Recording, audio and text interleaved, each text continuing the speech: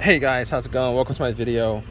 Alright, so we're gonna do this review of this Ford OBD1 scanner. Basically, what you have to do is you have to put batteries in. You gotta put two AA batteries in. Can't believe I dropped that, man. And you gotta find your plugs. Normally they're right by the battery. Alright, with the ignition off, you're gonna plug it in. You gotta have a check engine light on to begin with. I don't know what this issue of my Ford is. It drives fine. Like when it's cold out, there's virtually no check engine light. It's fine. Once it warms up, there's a check engine light, and then I start having shifting problems. I know it's not the transmission. Reason being is once I don't have the check engine light on, it drives normally. Like drives really good, smooth.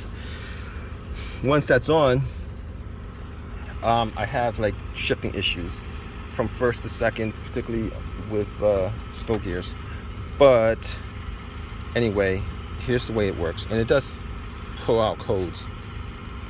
It does pull codes. So what you do is you plug this in, make sure that the ignition's off, plug this in, press the on button, it goes on, press hold, and then just give it a couple of minutes. It'll keep on scanning and you'll get codes for it. I don't know what these codes are to begin with at this point, but it does come with a booklet with the codes for you guys. So anyway,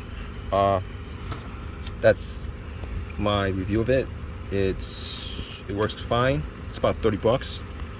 If you guys are looking for an easier way to diagnose issues, definitely check this out. Alright guys, take care.